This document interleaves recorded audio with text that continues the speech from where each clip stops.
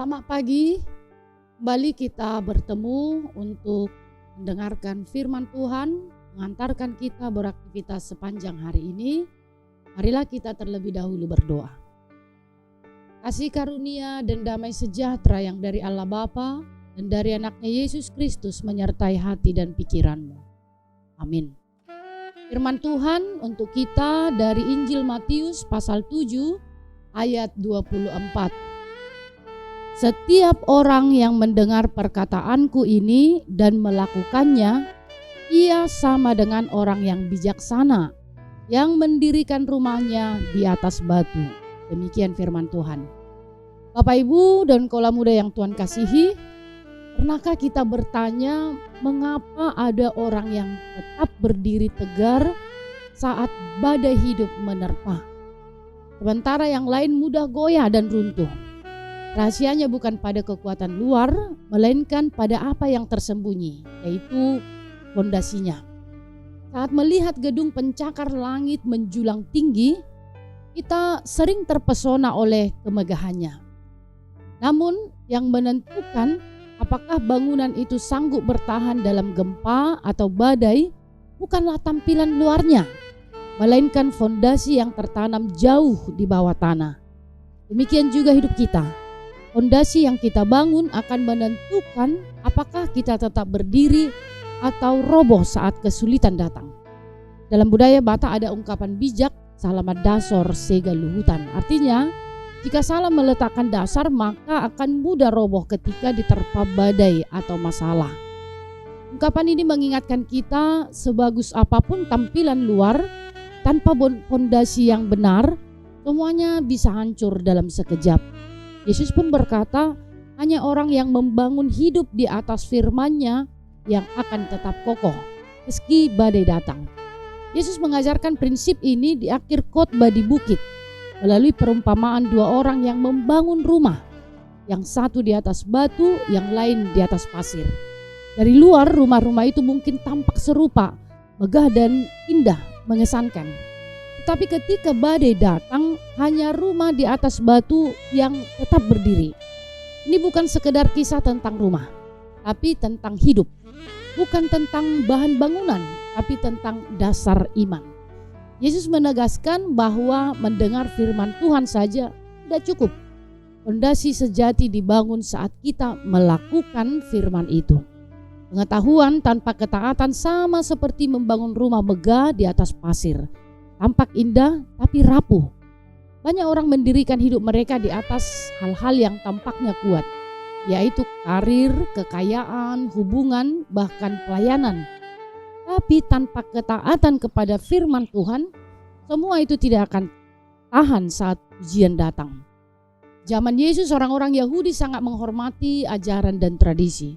Tapi Yesus tahu penghormatan tanpa ketaatan adalah pondasi yang kosong. Ia memanggil kita untuk membangun di atas sesuatu yang kekal. Ketaatan kepada firman Tuhan, baik dalam hal-hal besar maupun kecil. Saat kita memilih untuk jujur ketika ada kesempatan untuk menipu, ketika sabar saat ingin marah, setia di tengah godaan, disitulah kita sedang meletakkan batu demi batu dalam pondasi iman kita. Bapak, Ibu, dan saudara sekalian, hidup ini tak pernah lepas dari ujian. Masalah ekonomi, sakit penyakit, kegagalan, kehilangan, semua itu adalah badai yang akan menguji kekuatan hidup kita.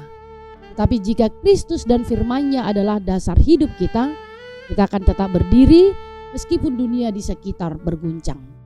Hari ini mari kita bertanya, apakah dasar hidup kita sungguh-sungguh kokoh atau kita hanya membangun tampilan luar yang mudah roboh saat badai datang? Jangan biarkan hidup kita seperti rumah megah di atas pasir, indah tapi mudah hancur. Bangunlah hidup di atas Kristus, satu-satunya dasar yang tak tergoyahkan.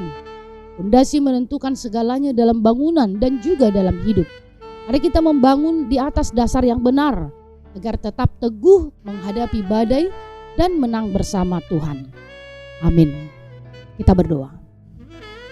Kami sungguh bersyukur untuk firman Tuhan yang boleh mengingatkan kami bahwa Kristus adalah menjadi fondasi dalam kehidupan kami, sehingga kami menjadi orang-orang yang kuat Meskipun terkadang kami harus menghadapi badai kehidupan, problem, berbagai tantangan, pergumulan, tetapi kami yakin dengan pertolongan Tuhan kami akan dimampukan untuk menghadapi segala cobaan seturut dengan kehendak Tuhan. Kau berkati seluruh jemaat-Mu, mulai dari anak sekolah minggu, remaja, pemuda hingga lansia. Biarlah sukacita yang daripada Tuhan senantiasa menyertai perjalanan kehidupan mereka. Terkhusus kami sungguh bersyukur untuk saudara-saudara kami yang berulang tahun, untuk ulang tahun pernikahan, kelahiran. Kiranya mereka Tuhan tambahkan sukacita dalam kehidupannya.